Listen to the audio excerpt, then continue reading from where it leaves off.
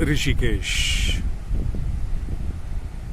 जिसका नाम कभी प्राचीन काल में कुब्जाम्रक भी था।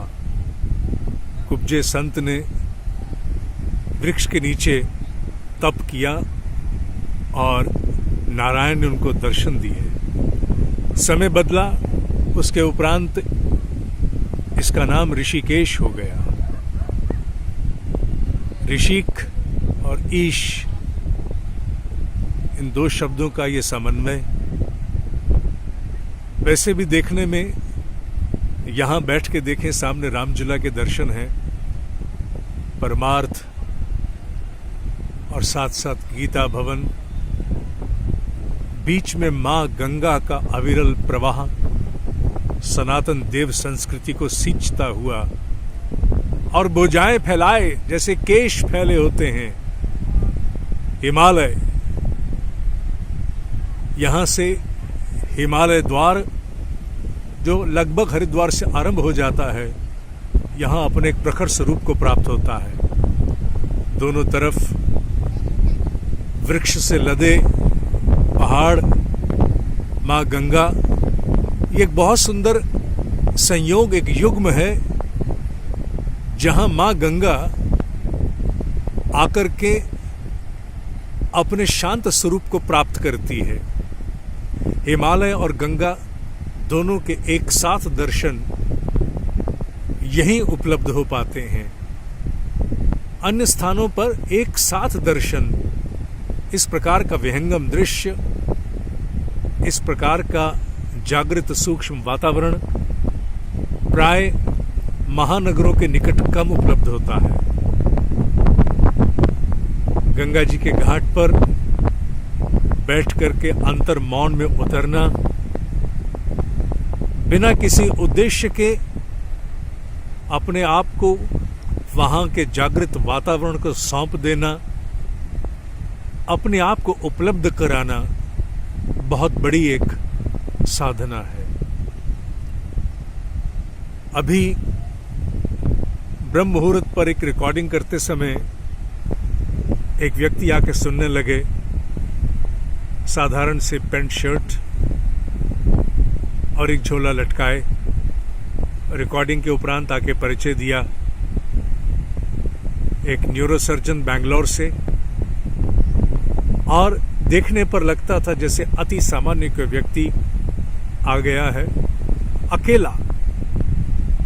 क्या कर रहा था? केवल एक ही उद्देश्य की पूर्ति, अपने आप को यहाँ के जागृत वातावरण को उपलब्ध करा रहा था।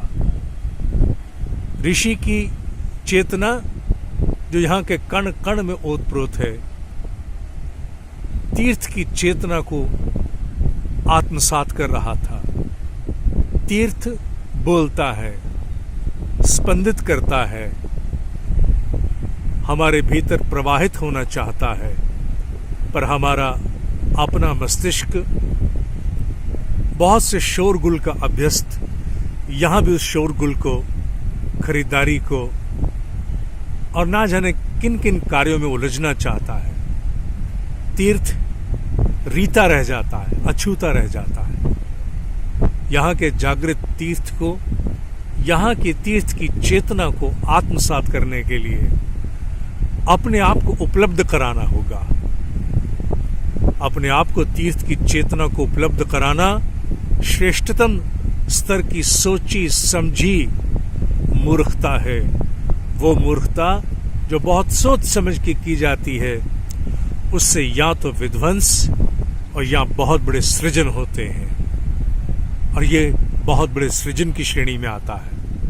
अपने आप को, यहाँ के वातावरण को उपलब्ध कराओ। कुछ नहीं तो केवल निठल्ले बैठ करके जहां कहीं भी आपको स्थान मिले, गंगा के जल की कलकल को ही सुनते रह जाओ। यहां पर बिताया गया मौन तो आपके वापस लौटने पर जिस प्रखरता को, जिस व्यवस्था को आपके भीतर स्थापित करेगा, वो अनेकों स्तर की राशि खर्च करने के उपरांत भी उपलब्ध नहीं हो पाएगा। ऐसा मेरा विश्वास है, ऐसा मैं अभ्यास में स्वयं अपने साथ करता भी आया हूँ और यही आपके साथ भी आपको भी बताने का मेरा मन था। रिकॉर्डिंग के बाद यहाँ से उठ जाते पर मन आया कि यहाँ के मौन को विशेष रूप से उस सर्जन को मिलने के पश्चात बैंगलोर के डॉक्टर समया अभी गए। उस समय मैं अलग भाव में था, अन्यथा उनकी भी रिकॉर्डिंग करता। ये बहुत कम हो पाता है। आपसे निवेदन है, आप अगली बार तीर्थ पर आए तो तीर्थ की चेतना के लिए आना, भटकने के लिए नहीं, मौन रह करके कुछ आत्मसात करने के लिए आना। आओ एक बार पुनः माँ गंगा के प्रवाह के दर्शन और पिता हिमालय के साथ उसके संयोग के दर्शन साथ साथ करो।